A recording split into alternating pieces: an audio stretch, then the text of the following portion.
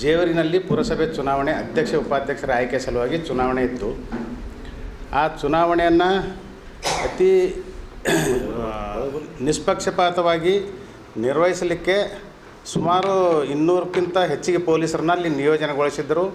ನಮಗೆ ಸ್ವಲ್ಪ ಏನಾದರೂ ಆಗ್ಬೋದಂತ ಅನುಮಾನದಿಂದ ಮೊನ್ನೆ ನಾವು ಪೊಲೀಸ್ ವರಿಷ್ಠಾಧಿಕಾರಿಗಳಿಗೆ ಭೇಟಿಯಾಗಿ ಮನವಿ ಪತ್ರವನ್ನು ಕೊಟ್ಟಿದ್ದೇವೆ. ನಮಗೆ ಸೂಕ್ತ ಬಂದೋಬಸ್ತ್ ಕೊಡಬೇಕು, ಹಾಗೆ ಚುನಾವಣೆ ಅತಿ ಸೂಕ್ಷ್ಮ ಅನ್ನಿಸ್ತಾ ಇದೆ, ಅದಕ್ಕಾಗಿ ರಕ್ಷಣೆ ಕೊಟ್ಟು ಎಲ್ಲ ನಮ್ಮ ಸದಸ್ಯರನ್ನ ಹಾಗೆ ನಮ್ಮ ಎಲ್ಲರನ್ನ ಶಾಂತಿಯುತವಾಗಿ ಚುನಾವಣೆ ನಡ್ಕೊಳ್ಳೋ ಥರ ನೋಡ್ಕೋಬೇಕಂತೇಳಿ ನಾವು ಮನವಿ ಪತ್ರವನ್ನು ಕೂಡ ಕೊಟ್ಟಿದ್ದೇವೆ.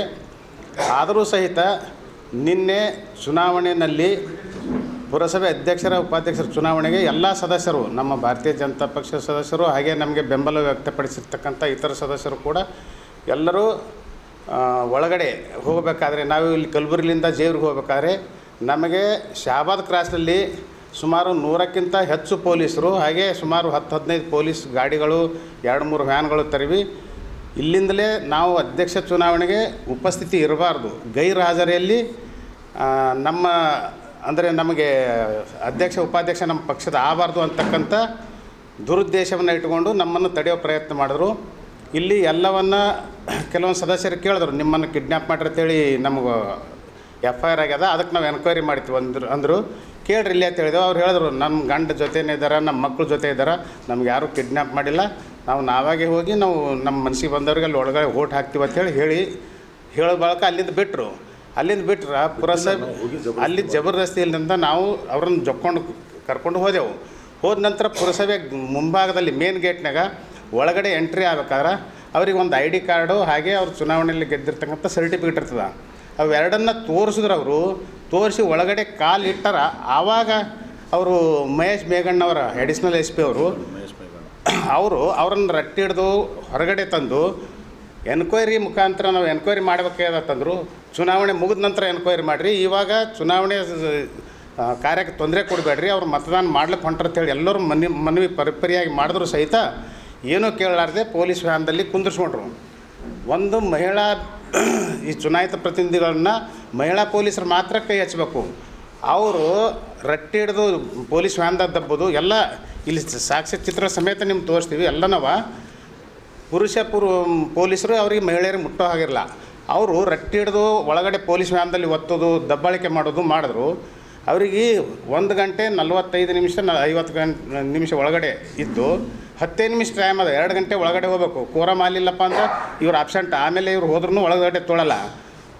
ದುರುದ್ದೇಶ ಏನು, BJP ಅಲ್ಲಿ ಅಧ್ಯಕ್ಷ ಉಪಾಧ್ಯಕ್ಷ ಆಗಬಾರ್ದು ಅಂತಕ್ಕಂಥ ಒಂದು ದುರುದ್ದೇಶ ಇಟ್ಕೊಂಡು ಪೊಲೀಸರೇ ನಮ್ಮ ಮೇಲೆ ಆಕ್ರಮಣ ಮಾಡಿ, ನಮ್ಮ ಶಾಸಕರು ಅಲ್ಲಿ ವೀಕ್ಷಕರಾಗಿ ಬಂದಿದ್ದರು, ಶಾಸಕರನ್ನು ಎದಿಗೊಂಟು ನುಗ್ಗಿಸ್ತಾರೆ. ಅದೆಲ್ಲ ವಿಡಿಯೋಗಳು ಸೋಷಿಯಲ್ ಮೀಡ್ಯಾದಲ್ಲಿ ನಿನ್ನೆ ಹಿಡಿದು ಇವತ್ತಿನ ತನಕ ಎಲ್ಲ ಕಡೆ ಪೇಪರ್ನಾಗೂ ಬಂದ, ಸೋಷಿಯಲ್ ಮೀಡ್ಯಾದಾನು ಬಂದದ.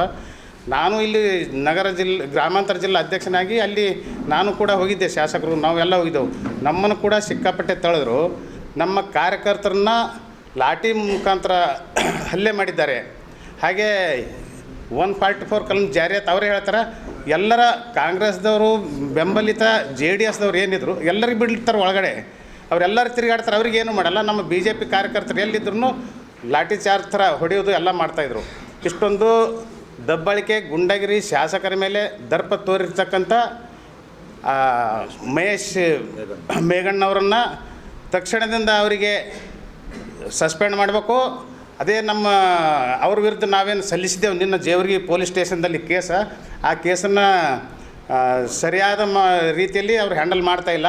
ನಾವು ಒಂದು ಕೇಸನ್ನು ಬರೆದು ಕೊಟ್ಟರೆ ಇದು ನೀವು ಸ್ವೀಕರಿಸಲಾಗಿದೆ ಅಂತೇಳಿ ನಮಗೊಂದು ಪತ್ರಕ್ಕೆ ವಾಪಸ್ ಕೊಡ್ತಾರೆ, ಅದಕ್ಕೆ ಒಂದು ರಿಸೀವ್ಡ್ ತೊಗೊಂಡು ಇದು FIR ಮಾಡಿ FIR ಚೀಟಿ ಕೊಡು ಅಂದೇವ್ರೆ.